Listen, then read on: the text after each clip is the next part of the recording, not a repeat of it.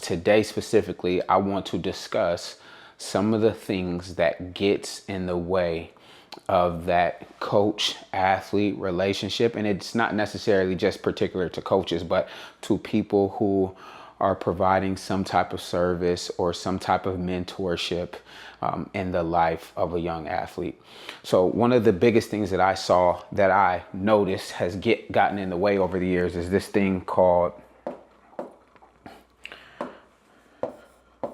volume, right? And I'm not going to pretend to be an artist, but if we look at what volume typically looks like, so we understand that these decibels incrementally get louder and louder over time, right? So that basically represents different levels of volume. Oftentimes in coaching, and I'll zoom in so you can see it, oftentimes in coaching, we feel as though this is the answer to good coaches. We feel as though literal volume equals value.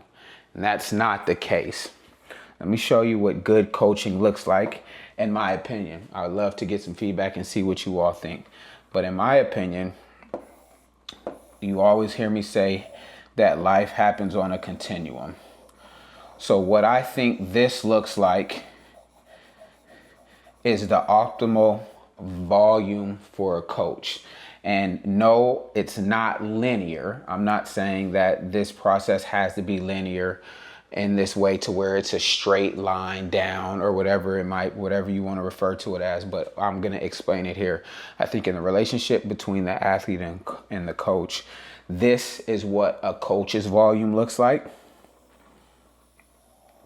And on the other side, this is what a young athlete's voice should look like. So obviously there's some key points along this line. Remembering that, always keeping in mind time. So over time, we are moving along this continuum. On this side of things, I think the coach's volume has to be louder because the young athlete is in a state to where they're very malleable, they're learning, they don't know what they don't know, they can't see what they can't see, and they don't recognize the blind spots in their life. And I think one of the major value adds that a coach has is to provide that, for lack of other words, oversight. They get to see the things that the young guys or young women can't see, and they get to help them. Sometimes that requires your volume to be louder, but essentially what we're talking about is teaching, right? In this phase of the relationship, the coach is doing a lot of teaching and the young athlete is doing a lot of learning, right? But I had a great mentor who taught me that over time, as a coach, your goal should be to the point to where you're giving your athletes autonomy based off of what you taught them. So as a coach, you also have to be a good teacher, because what happens is as they learn more, your volume can now decrease some. And just because your volume decreases doesn't mean your value decreases. It means that you have now taught them how to make good decisions. And then what you do is you go from coach and teacher, and even though you still have that title of coach, you become more of an advisor. You're advising them because you've built that relationship and that comfortability to where when there's decisions that have to be made, they're going to seek after your advice.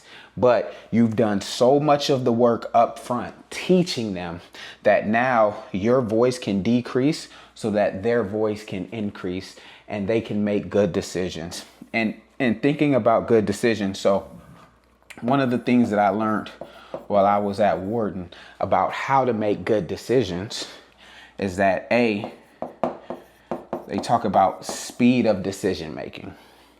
B, they talk about having a trusted advisor.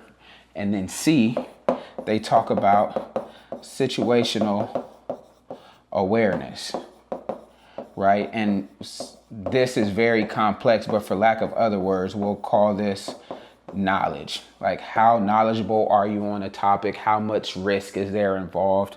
How aware are you of the surroundings and all of the other things? But as you can see, that learning is very important because knowledge is necessary for effective decision makings.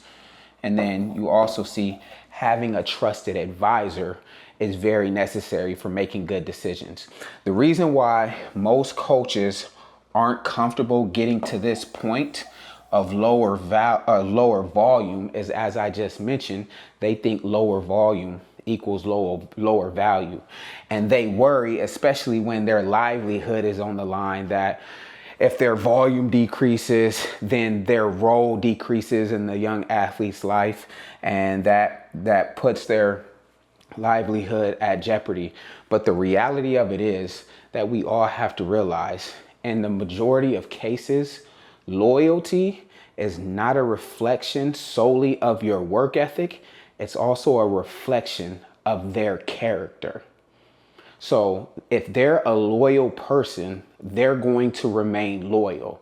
Oftentimes we think, oh, my work ethic is going to produce a loyalty. And yes, it impacts loyalty, but loyalty is a reflection of that person's character. If they're going to be a loyal person, even when your volume decreases, they still understand the value that they offer to you and the value that you bring to their life. It's interesting. I saw a quote or a post recently from E.T., the hip hop preacher, and he was talking about his cameraman. And basically the post, to summarize it, he was saying over the years, over the last 20 years, his cameraman has been right there by his side and has been on his team. And he said that even to this day, though his cameraman only does 30% of the work that he used to do, because they built out this amazing team that allows them to function internationally, he still pays him the same amount, if not more, for doing 30% of the work.